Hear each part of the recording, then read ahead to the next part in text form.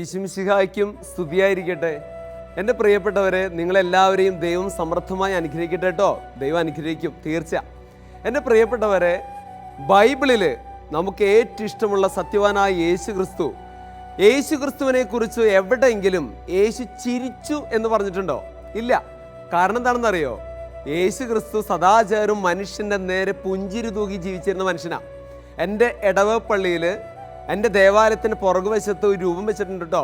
ആ രൂപം എപ്പോൾ നോക്കിയാലും പുഞ്ചിരിച്ച് നിൽക്കുന്ന ഒരു രൂപ. എനിക്ക് ഭയങ്കര ഇഷ്ടമാണ്. പക്ഷെ ബൈബിളിൽ ഒരു പ്രത്യേകതയുണ്ട്. യേശു ക്രിസ്തുവിനെ കുറിച്ച് ചിരിച്ചു എന്നുള്ള വാക്ക് ഉപയോഗിച്ചിട്ടില്ലെങ്കിലും യേശു ക്രിസ്തുവിനെ കുറിച്ച് പറയുന്നൊരു വാചകമുണ്ട് കേട്ടോ. അത് യോഹന്നാന്റെ സുവിശേഷം 11-ാം അധ്യായം 35-ാം വാക്യമാണ്. എന്താണെന്നറിയോ? യേശു കരഞ്ഞു. വചനത്തിൽ ഇപ്രകാരമാണ് എഴുതി വെച്ചിട്ടുള്ളത്: യേശു കണ്ണീർ പൊഴിച്ചു. എന്തിനു വേണ്ടിയിട്ടാണെന്ന് അറിയാമോ? തൻ്റെ പ്രിയപ്പെട്ട സ്നേഹിതനായ ലാസർ മരിച്ചു കഴിഞ്ഞപ്പോൾ. വചനത്തിൽ ഇപ്രകാരമാണ് എഴുതി വെച്ചിട്ടുള്ളത്. യോഹന്നാന്റെ സുവിശേഷം 11-ാം അധ്യായം 3-ാം തിരുവചനത്തിൽ കർത്താവായ യേശു ക്രിസ്തു ശിഷ്യരോട് ഒരുമിച്ച് വചനം പ്രസംഗിച്ചുകൊണ്ടിരുന്ന സമയത്ത് ശിഷ്യഗണങ്ങളും ജനങ്ങളും വന്നിട്ട് പറയുകയാണ്, അങ്ങ് സ്നേഹിക്കുന്നവൻ രോഗിയായിരിക്കുന്നു. എൻ്റെ പ്രിയപ്പെട്ടവരെ, നമ്മളൊക്കെ കർത്താവിൻ്റെ മുമ്പിൽ ആത്മാർത്ഥമായി പ്രാർത്ഥിക്കുമ്പോൾ സംഭവിക്കുന്ന കാര്യം എന്താണെന്നറിയോ? ശിഷ്യഗണങ്ങളും വിശുദ്ധരും ചെന്ന് തമ്പുരാൻ കർത്താവിനോട് പറയും, എൻ്റെ കർത്താവേ, ഈ മകന് രോഗിയായിരിക്കുന്നു, ഈ മകന് സമ്പത്തില്ല, ഒരുപാട് രോഗങ്ങളും അസ്വസ്ഥതകളും അനുഭവിച്ചുകൊണ്ടിരിക്കുക. അതുകൊണ്ട് കർത്താവിൻ്റെ മുമ്പിൽ വിശുദ്ധർ വന്നിട്ട് പറയും, അങ്ങ് സ്നേഹിക്കുന്നവന് ഒരുപാട് കുറവുകളുണ്ട്, കർത്താവ് നികത്തി കൊടുക്കണമെന്നുള്ളത്. എൻ്റെ പ്രിയപ്പെട്ടവർ, വചനത്തിലേക്ക് ഞാൻ തിരിച്ചു വരികയാണ്. വിശുദ്ധ ഗ്രന്ഥത്തിൽ തമ്പുരാൻ കർത്താവ് 3 പേരെയാണ് ഉയർപ്പിക്കുന്നത്. ഒന്ന്, ലൂക്ക് എഴുതിയ സുവിശേഷം 7-ാം അധ്യായം. അതിൽ നായിൻ എന്ന പ്രദേശത്തെ ഒരു വിധവയുടെ ഏക മകനെ സുഖപ്പെടുത്തുകയാണ്. നമുക്കറിയാം, തമ്പുരാൻ കർത്താവ് ഒരു അമ്മ വേദനിക്കുന്നത് കണ്ടു കഴിഞ്ഞാണ്ടല്ലോ സഹിക്കാൻ പറ്റില്ല. കാരണം KP കേശവമേനോൻ്റെ യേശുദേവൻ എന്ന് പറയുന്ന നോവൽ നിങ്ങൾ വായിച്ചു കാണും. അവിടെ സ്വന്തം അമ്മയുടെ പക്കൽ നിന്ന് വിടവാങ്ങി സ്വന്തം പുത്രൻ പരസ്യ ജീവിതത്തിന് ഇറങ്ങുന്ന ഒരു മുഹൂർത്തത്തെ വൈകാരികമായിട്ടാണ് അവതരിപ്പിച്ചിട്ടുള്ളത്. ആ ഒരു നിമിഷമുണ്ട്, പെറ്റമ്മ മകനെ നോക്കി നിൽക്കുന്ന നിമിഷം. കുറച്ചു നേരം മുന്നോട്ട് പോയിട്ട് മകൻ അമ്മയെ നോക്കുന്ന നിമിഷം വൈകാര്യമായ നിമിഷമാണ്. എത്ര സുന്ദരമായിട്ടാണെന്നറിയോ അവതരിപ്പിച്ചിട്ടുള്ളത്. അതുകൊണ്ട് ഒരു പുത്രനെ നഷ്ടപ്പെടുന്ന ഒരു അമ്മയുടെ വേദന യേശു ക്രിസ്തുവിന് അറിയാം. അതുകൊണ്ട് തന്നെ ആ അമ്മയുടെ മുഖത്ത് നോക്കിയപ്പോൾ യേശു ക്രിസ്തുവിന് സഹിക്കാൻ പറ്റിയില്ല. യേശു ക്രിസ്തു എന്ത് ചെയ്യുന്നറിയോ? ആ ശവമഞ്ചത്തിനടുത്തേക്ക് വന്നു. ശവമഞ്ചം പിടിച്ചിരുന്നവർ നിന്നു. യേശു ക്രിസ്തു ആ മഞ്ചയിൽ തൊട്ടു. അത്ഭുതമുണ്ടായി, ജീവൻ വെച്ചു. ആ മകൻ ഉണർന്നു. ആ പെറ്റമ്മയുടെ, ആ അമ്മയുടെ വേദന കർത്താവ് മാറ്റി എന്നുള്ളതാണ്. അതുപോലെ തന്നെ ലൂക്ക് എഴുതിയ സുവിശേഷം 8-ാം അധ്യായത്തിലേക്ക് വരാം. ജായുറൂസ് എന്ന് പറയുന്ന അവിടുത്തെ വലിയ പുള്ളി എന്നൊക്കെ പറയാം. ആ മനുഷ്യൻ പോലും കർത്താവിൻ്റെ അടുക്കലേക്ക് വന്നേക്കാം. എന്നിട്ട് പറയാണ്, എൻ്റെ മകള് ആസന്ന മരണയായിരിക്കുന്നു. ചില മനുഷ്യരുണ്ടല്ലോ, ഞാൻ എന്തൊക്കെ ആണെന്നൊക്കെ ചിന്തിക്കും, ആനയാണ് കൊമ്പണെന്നൊക്കെ പറഞ്ഞിരിക്കും. അതുകൊണ്ട് ദൈവം വേണ്ട, മനുഷ്യൻ വേണ്ട, സമൂഹം വേണ്ട എന്ന രീതിയിൽ ചിന്തിച്ചുകൊണ്ടിരിക്കും. പക്ഷേ കർത്താവായ യേശുവിൻ്റെ പക്കൽ ഈ ജായുറൂസ് എന്ന് പറയുന്ന മനുഷ്യൻ വന്നിട്ട് പറയാണ്, എൻ്റെ കർത്താവേ, എൻ്റെ മകള് ആസന്ന മരണയായിരിക്കുന്നു, രോഗശൈലിയാണ്, അങ്ങ് വന്ന് സൗഖ്യപ്പെടുത്തണം. കർത്താവ് ഒരു മനുഷ്യന് നിലവിളി കേട്ടാണ്ടല്ലോ അപ്പം തന്നെ ഇറങ്ങിത്തിരിക്കുക. കർത്താവ് മുന്നോട്ട് പോകവേ ഇതാ ജനക്കൂട്ടം തിക്കി തിരക്കി കർത്താവിനൊന്ന് തൊടാൻ വേണ്ടി ആഗ്രഹിച്ചുകൊണ്ട് നിൽക്കുമ്പോൾ പെട്ടെന്ന് കർത്താവ് പറയാണ്, ആരും എന്നെ സ്പർശിച്ചു. ഒന്ന് ആലോചിച്ച് നോക്കണം. കർത്താവിനെ തിക്കി തിരക്കിക്കൊണ്ട് മനുഷ്യരും യുവജനങ്ങളും കുട്ടികളും മുതിർന്നവരൊക്കെ ഇങ്ങനെ മുന്നോട്ട് പോകവേ ഒരു അത്ഭുതം ഉണ്ടായി എന്നുള്ള രീതിയിൽ കർത്താവ് പറയാണ്, എന്നെ ആരോ സ്പർശിച്ചു. അപ്പോൾ പത്രോസിൻ്റെ ഒരു കമൻറ്റ്, കർത്താവേ, ഇത്രമാത്രം ജനം തിക്കി തിരക്കി മുന്നോട്ട് പോകുമ്പോൾ അങ്ങ് ആരെയാണ് എന്നെ സ്പർശിച്ചതെന്ന് ചോദിക്കുന്നുവോ? പക്ഷെ കർത്താവ് പറഞ്ഞു, എന്നെ ഒരാൾ സ്പർശിച്ചു, എന്നിൽ നിന്ന് കൃപയൊഴുകി, എന്നിൽ നിന്ന് ശാന്തി ഒഴുകി. എൻ്റെ പ്രിയപ്പെട്ടവരെ, ഞാൻ പലപ്പോഴും ചിന്തിക്കുന്ന കാര്യമുണ്ട്. ഒരുപാട് വിശ്വാസികൾ കർത്താവിൻ്റെ അടുക്കൽ കർത്താവിൻ്റെ തിരുസ്വരൂപങ്ങളെയും വിശുദ്ധരുടെ രൂപങ്ങളെയും തൊട്ട് വണങ്ങാറില്ലേ? ആരെ തുടങ്ങിയെന്നറിയോ? ബൈബിളിൽ ഒരു രക്തസ്രാവക്കാരിയായ സ്ത്രീ, അവൾ വിചാരിച്ചു കർത്താവിന് നേരിട്ട് തൊടാൻ പറ്റിയില്ലെങ്കിലും അവിടുത്തെ വസ്ത്രത്തിന്റെ വിളമ്പിൽ ഒന്ന് സ്പർശിച്ചാൽ മതി, സൗഖ്യമുണ്ടാകുമെന്ന് വിശ്വസിച്ചു. അവൾക്ക് സൗഖ്യമുണ്ടായി. കർത്താവായ ദൈവം ജായിറൂസിന്റെ വീട്ടിൽ വന്ന് ആ പെൺകുട്ടിയോട് പറഞ്ഞു, ബാലികേ, ആ മരിച്ചിരുന്ന ആ പെൺകുട്ടിയോട് പറയാണ്, ബാലികേ നീ എഴുന്നേൽക്കുക. ആ മരിച്ചുപോയ പെൺകുട്ടിക്ക് ജീവനുണ്ടായി എന്നുള്ളതാണ്. ഇനി യോഹന്നാന്റെ സുവിശേഷത്തിലേക്ക് വരാം. 11-ാം അധ്യായത്തിലാണ്. അവിടെ കർത്താവിന് ഏറ്റവും ഇഷ്ടപ്പെട്ട, കാരണം കർത്താവ് പലപ്പോഴും ലാസറിനെ കാണാൻ പോയിരുന്നു. ലാസറിന്റെ സഹോദരിമാരുടെ അടുത്തേക്ക് പോയിരുന്നു. ആ കുടുംബത്തിന് ആശ്രയമായിരുന്നു കർത്താവ് ആയ ദൈവം. അവർക്ക് സാരോപദേശങ്ങളും നല്ല നല്ല കാര്യങ്ങളൊക്കെ പറഞ്ഞു കൊടുക്കുമായിരുന്നു. അതുകൊണ്ട് തന്നെ ഒരു പിതൃസഹജമായ സ്നേഹം ആ കുടുംബത്തിന് യേശു ക്രിസ്തുവിനുണ്ടായിരുന്നു. അതുപോലെ തന്നെ അവരോടും കർത്താവിനുണ്ടായിരുന്നു. അതുകൊണ്ട് തന്നെ പ്രിയപ്പെട്ട ലാസർ മരിച്ചു കഴിഞ്ഞപ്പോൾ കർത്താവ് ചെന്നപ്പോൾ ആ ലാസർ മരിച്ചു എന്നറിഞ്ഞ വേദനയോട് കർത്താവ് പൊട്ടിക്കരഞ്ഞു എന്നാണ് പറഞ്ഞിട്ടുള്ളത്. പൊട്ടിക്കരഞ്ഞു. കർത്താവ് ആ ലാസറിന് ജീവൻ നൽകി. എൻ്റെ പ്രിയപ്പെട്ടവരെ, നിങ്ങൾ പലപ്പോഴും ചിന്തിക്കാം, വൈദികൻ എന്താണ് പറഞ്ഞു വരുന്നത്? പറഞ്ഞുതരാം. ബൈബിളിൽ സത്യവാനായ യേശു ക്രിസ്തു 3 പേരെയാണ് മരണത്തിൽ നിന്ന് ജീവനിലേക്ക് ഉയർപ്പിച്ചേ. പക്ഷെ അവരുടെ പ്രായം നോക്കട്ടോ, 12 വയസ്സിനും അല്ലെങ്കിൽ 35-40 വയസ്സിന് ഇടയിലുള്ളവരാ. ചെറുപ്പക്കാരെയാണ് കർത്താവ് ഉയർപ്പിച്ചേ. നായിൻ എന്ന് പറയുന്ന വിധവയുടെ മകൻ, അതുപോലെ തന്നെ ജായിറൂസിന്റെ മകൾ, അതുപോലെ തന്നെ ലാസർ, മർത്തായുടെയും മറിയത്തിന്റെ സഹോദരൻ, അവരൊക്കെ ചെറുപ്പമായിരുന്നു. എൻ്റെ യുവജനങ്ങളെ, നിങ്ങളുടെ ജീവിതത്തിൽ മൃതമായ അവസ്ഥയിലാണോ നിങ്ങൾ ജീവിക്കണേ? നിങ്ങൾക്ക് ഉന്മേഷം വേണ്ടേ? ഉണർവ് വേണ്ടേ? ഉയിര് വേണ്ടേ? കൃപ വേണ്ടേ? അങ്ങനെയെങ്കിൽ കർത്താവായ യേശു ക്രിസ്തു നിങ്ങളുടെ ജീവിതത്തിൽ ഇടപെടണം. നിങ്ങളുടെ ജീവിതത്തിൽ മൃതമായ അവസ്ഥയിൽ നിന്ന് ജീവനിലേക്ക് ഒരു ഉണർവിൻ്റെ അനുഭവം തരണമെങ്കിൽ ആര് വരണമെന്നറിയോ? യേശു ക്രിസ്തു. അതുകൊണ്ട് യുവജനങ്ങളോട് എനിക്ക് പറയാനുള്ളത്, നിങ്ങളുടെ ജീവിതത്തിൽ ഉണർവുണ്ടാകാൻ ഞാൻ 7 കാര്യങ്ങൾ പറഞ്ഞുതരാം. അത് എൻ്റെ വാക്കുകളല്ല കേട്ടോ. ഇതാ പത്രോസ് ലീഹ നമുക്ക് നൽകുന്ന സാരോപദേശങ്ങളുണ്ട്. യുവാക്കളോട് പറയാണ്. 1-ാമത്തെ കാര്യം, യുവാക്കളെ, നിങ്ങൾ ശ്രേഷ്ഠന്മാർക്ക് കീഴ്പ്പെടുവിൻ എന്ന് പറഞ്ഞാൽ നിങ്ങളൊന്നും മേൽക്കോയ്മ കാണിക്കരുത്. ശ്രേഷ്ഠന്മാരെ ആദരിക്കുവിൻ, മുതിർന്നവരെ ആദരിക്കുവിൻ.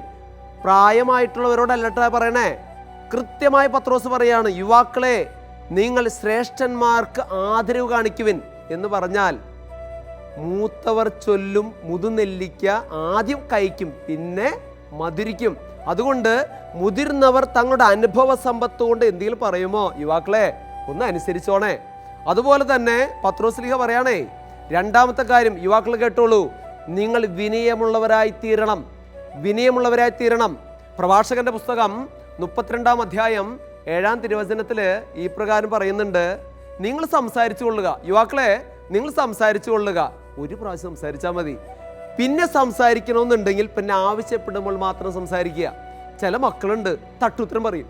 മാതാപിതാക്കൾക്ക് നേരെ യുവാക്കൾ പറയുന്നത് കേൾക്കുമ്പോൾ മനസ്സിൽ ഈ വൈദികന് വളരെയധികം വിഷമം തോന്നിയിട്ടുണ്ട് കേട്ടോ.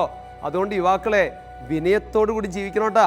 3-ാമത് പത്രോസ് ലീഹ പറയുന്ന വാക്ക് എന്താണെന്ന് അറിയോ? നിങ്ങൾ തമ്പുരാന്റെ മുമ്പിൽ കീഴ്പ്പെട്ട് ജീവിക്കും, താഴ്മയോടെ ജീവിക്കുവിൻ. സങ്കീർത്തന പുസ്തകം 119-ാം അധ്യായം 9-ാം തിരുവചനം എല്ലാ യുവാക്കളോടുള്ള ഒരു ഭയങ്കര മനോഹരമായൊരു വാചകമാണ്. എന്താണെന്നറിയോ? ഒരു യുവാവിന് എങ്ങനെ ദൈവത്തിന് ഏറ്റവും ഇഷ്ടപ്പെട്ട മകനായി ജീവിക്കാൻ പറ്റും, ഏറ്റവും നിർമ്മലനായി ജീവിക്കാൻ പറ്റും? അതിന് കൃത്യമായി സങ്കീർത്തകൻ നൽകുന്നൊരു മറുപടി ഉണ്ട്. എന്താണെന്നറിയോ? ദൈവത്തിൻ്റെ വചനങ്ങളനുസരിച്ച്, കൽപ്പനകളനുസരിച്ച് ദൈവ സാന്നിധ്യം മനസ്സിൽ ഉറപ്പിച്ച് ജീവിച്ചാലുണ്ടല്ലോ, എൻ്റെ യുവാക്കളെ, നിങ്ങളൊന്നും വഴിതെറ്റിപ്പോകില്ല. അതിനുശേഷം പത്രോസ് ലീഹ പറയുന്ന വാക്കുകൾ കേട്ടോട്ടോ. 4-ാമത്തെ കാര്യം, ഇതാ പത്രോസ് ലീഹ പറയാണ്, യുവാക്കളെ, നിങ്ങളുടെ ഉത്കണ്ഠകൾ കർത്താവിൽ അർപ്പിക്കുവിൻ. യോഹന്നാന്റെ സുവിശേഷം 14-ാം അധ്യായം 1-ാം തിരുവചനം പറയുന്ന വാക്കുകൾ കേട്ടോട്ടോ. നിന്റെ ഹൃദയം അസ്വസ്ഥമാകണ്ട. യുവാക്കളെ, എനിക്ക് നിങ്ങളറിയാം, ഞാനൊരു അധ്യാപകൻ കൂടിയാണ്, ഞാനൊരു വൈദികനാണ്, ഞാനൊരു അധ്യാപകനാണ്. ഒരുപാട് യുവാക്കളുടെ വേദന എനിക്കറിയാം. ജോലിയില്ല, മാത്രമല്ല വീട്ടിൽ നിന്ന് ഒരുപാട് വിഷമങ്ങൾ, മാത്രമല്ല കല്യാണപ്രായമായിട്ടും വിവാഹം നടക്കാതെ ഒരുപാട് വേദനിക്കുന്ന മക്കള്. മാത്രമല്ല വിസ സംബന്ധമായ കാര്യങ്ങൾക്ക് തയ്യാറായി, പക്ഷെ പുറത്തേക്ക് പോകാൻ പറ്റുന്നില്ല. വിദേശത്തേക്ക് പോയി ഇതുവരെ നല്ലൊരു ജോലി ലഭിച്ചിട്ടില്ല, നല്ലൊരു ശമ്പളമില്ല. എൻ്റെ യുവാക്കളെ പേടിക്കണ്ട കേട്ടോ. തമ്പുരാനിൽ നിങ്ങൾ വിശ്വാസം അർപ്പിക്കുക. ദൈവം നിങ്ങളുടെ കൂടെയുണ്ട്. നിങ്ങളുടെ മനസ്സ് മൃതമായി തീരരുത്. ലാസറിനെ ഉയർപ്പിച്ച തമ്പുരാൻ, ബാലികയെ ഉയർപ്പിച്ച തമ്പുരാൻ, നായിന്റെ വിധവയുടെ മകനെ ഉയർപ്പിച്ച തമ്പുരാൻ നിങ്ങളുടെ ജീവിതത്തിൽ അത്ഭുതങ്ങൾ ഉണ്ടാക്കും. ധൈര്യമായിരിക്കേ എൻ്റെ പ്രിയപ്പെട്ടവരെ. തുടർന്ന് പത്രോസ്ലീഹ പറയുന്ന 5-ാമത്തെ വാക്ക് എന്താണെന്നറിയോ? യുവാക്കളെ, നിങ്ങളുടെ ജീവിതത്തിൽ സമചിത്തത ഉണ്ടാകണം. സമചിത്തത. സന്തോഷം വന്നാലും ദുഃഖം വന്നാലും ഒരുപാട് അമിതമായ ആഘോഷങ്ങൾക്ക് ആഹ്ലാദങ്ങൾക്ക് പോകല്ല വേണ്ടത്. എല്ലാത്തിനൊരു പക്വത വേണം. എല്ലാത്തിനൊരു പക്വത വേണം. എനിക്ക് പലപ്പോഴും തോന്നുന്ന സന്തോഷം നിറഞ്ഞ ചില വചനങ്ങളുണ്ട്. അത് സങ്കീർത്തന പുസ്തകത്തിൽ തന്നെയുണ്ട്. യുവാക്കളെ, നിങ്ങളുടെ യുവത്വത്തിൽ സന്തോഷിക്കുക. നിങ്ങളുടെ യുവത്വത്തിൽ സന്തോഷിക്കുക. പലപ്പോഴും സന്തോഷിക്കണില്ല ചിലർ പറയുന്നതാണ്, എനിക്ക് ജോലിയൊന്നുമില്ല, ആകെ വിഷമം, പ്രയാസം. അങ്ങനെയല്ല, നിങ്ങളിപ്പോൾ ആയിരിക്കുന്ന അവസ്ഥയിൽ സന്തോഷം കണ്ടെത്തുക. തുടർന്ന് കർത്താവായ യേശു ക്രിസ്തുവിന്റെ പ്രിയ ശിഷ്യനായ പത്രോസ്ലീഹ നൽകുന്ന 6-ാമത്തെ വചനം യുവാക്കൾ ശ്രദ്ധയോടെ കേട്ടോളണം. എന്താണെന്നറിയോ?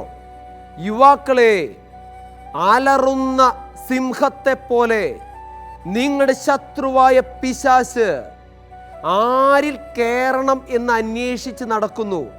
അതുകൊണ്ട് വിശ്വാസത്തോടെ അതിനെ എതിർക്കുവിൻ. എൻ്റെ യുവാക്കളെ, ഞാൻ നിങ്ങളോട് പറയട്ടെ, നിങ്ങളെ കീഴ്പ്പെടുത്തുന്ന 3 പിശാചുക്കളുണ്ട്. 1 സെക്സ്, 2 ഡ്രഗ്സ്, 3 വയലൻസ്. എൻ്റെ പൊന്നു യുവാക്കളെ, നിങ്ങൾ അതിൻ്റെ അടിമകളാകരുതേ. നിങ്ങൾ അതിനൊക്കെ അതിജീവിച്ചുകൊണ്ട് ദൈവത്തിൻ്റെ പുതിയ മക്കളായി, ദൈവമക്കളായിട്ട് നിങ്ങൾ വളരണം കേട്ടോ.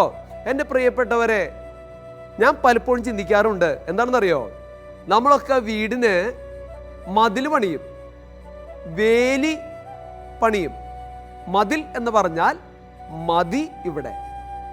അതുപോലെ തന്നെ വേലി എന്ന് പറഞ്ഞാൽ ഇവിടെ കയറി വേല എടുക്കണ്ട എന്ന് പറഞ്ഞാൽ അതിന് ഒരു പരിധി ഉണ്ട് എന്നുള്ളതാണ്. എൻ്റെ പ്രിയപ്പെട്ടവരെ, നിങ്ങളുടെ വീടിന് മതിൽ കെട്ടുന്നത് പോലെ നിങ്ങളുടെ ആത്മീയമായ ജീവിതത്തിന് ഒരു വേലി കെട്ടണം. ഒരു വേലി കെട്ടണം.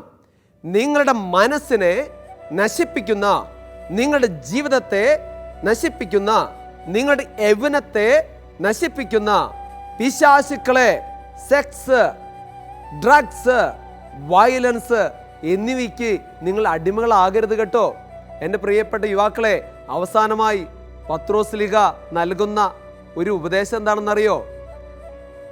എൻ്റെ പ്രിയപ്പെട്ട യുവാക്കളെ, നിങ്ങളെ ശക്തിപ്പെടുത്തുകയും വിശുദ്ധീകരിക്കുകയും നിങ്ങളുടെ ജീവിതത്തിൽ വിജയം നൽകുന്ന കർത്താവിൻ്റെ ആധിപത്യം അല്പകാല സഹനത്തിന് ശേഷം എന്നെന്നും നിങ്ങളുടെ കൂടെ ഉണ്ടായിരിക്കും. അതുകൊണ്ട് യുവാക്കൾക്ക് വലിയ പ്രതീക്ഷ നൽകുന്ന വാചകം എന്താണെന്നറിയോ? അല്പകാലഘട്ടത്തിലെ സഹനത്തിന് ശേഷം നിങ്ങളെ ശക്തിപ്പെടുത്തുകയും വിശുദ്ധീകരിക്കുകയും നിങ്ങളുടെ ജീവിതത്തിൽ വിജയം നൽകുകയും ചെയ്യുന്ന കർത്താവിൻ്റെ ആധിപത്യം എന്നെന്നും നിങ്ങളുടെ ജീവിതത്തിൽ ഉണ്ടായിരിക്കും. അതുകൊണ്ട് യുവാക്കളെ, ഞാൻ നിങ്ങളോട് ആത്മാർത്ഥമായിട്ട് പറയട്ടെ, ഈ വചനം കേൾക്കുന്ന യുവതി യുവാക്കന്മാരോട് എനിക്ക് പറയാനുള്ളത്, ഇപ്പോൾ കാണുന്ന നിങ്ങൾ അനുഭവിക്കുന്ന വിഷമങ്ങളെ ഓർത്ത് നിങ്ങളും ദുഃഖിക്കണ്ട കേട്ടോ. കർത്താവ് കൂടെയുണ്ട്. കർത്താവ് കൂടെയുണ്ട്. വചനം പറയുന്നു, അല്പകാലഘട്ടത്തിലെ സഹനത്തിന് ശേഷം, അല്പകാലഘട്ടത്തിലെ വേദനയ്ക്ക് ശേഷം, അല്പകാലഘട്ടത്തിലെ ദുരിതങ്ങൾക്ക് ശേഷം, കഷ്ടകാലഘട്ടത്തിന് ശേഷം ഈജിപ്തിൽ നിന്ന് ഇറങ്ങിപ്പുറപ്പെട്ട ഇസ്രായേൽ ജനത്തിന് കാനാൻ ദേശം വാഗ്ദാനം ചെയ്ത തമ്പുരാൻ കർത്താവ്, മരണത്തിന് ശേഷം പുനരുദ്ധാനം വാഗ്ദാനം ചെയ്ത തമ്പുരാൻ കർത്താവ്. യുവാക്കളെ, നിങ്ങളൊന്നും വിഷമിക്കേണ്ട. നിങ്ങളുടെ ജീവിതത്തിൽ കർത്താവ് നിങ്ങളെ ശക്തിപ്പെടുത്തും, നിങ്ങളെ ഊർജ്ജസ്വലപ്പെടുത്തും, ഉന്മേഷപ്പെടുത്തും, എല്ലാ മേഖലയിലും വിജയം തരും. കാരണം കർത്താവ് നിങ്ങളെ സ്നേഹിക്കുന്നു. വലിയ കൃപയ്ക്ക് വേണ്ടി അല്പനിമിഷം നമുക്ക് പ്രാർത്ഥിക്കാം. സ്നേഹസ്വരൂപനായ ഈശോയെ, ഞങ്ങളെ സ്നേഹിക്കുന്ന ഈശോയെ, അങ്ങ് വിശുദ്ധ ഗ്രന്ഥത്തിൽ ജീവൻ നൽകിയത് മൃതമായ അവസ്ഥയിലായിരുന്ന യുവതി യുവാക്കൾക്കാണ്. അതുകൊണ്ട് തന്നെ ഞങ്ങൾ തിരിച്ചറിയുന്നു, ഞങ്ങളുടെ ജീവിതത്തിൽ ഊർജമുണ്ടാകാൻ, ജീവനുണ്ടാകാൻ, കൃപയുണ്ടാകാൻ അങ്ങ് മാത്രം കൂടെ ഉണ്ടായാൽ മതിയാകൂ എന്നുള്ള തിരിച്ചറിവ് ഞങ്ങൾക്കുണ്ട് തമ്പുരാനെ. അതുവഴി അങ്ങയുടെ ഇഷ്ടപ്പെട്ട മക്കളായി തീരുവാനും ദൈവത്തിൻ്റെ വലിയ പ്രഘോഷകരായി ജീവിക്കുവാനും വേണ്ട വലിയ അനുഗ്രഹം തരണമെന്ന് അങ്ങയോട് ഞങ്ങൾ അപേക്ഷിക്കുന്നു, ഇപ്പോഴും എപ്പോഴും എന്നേക്കും. ആമേൻ.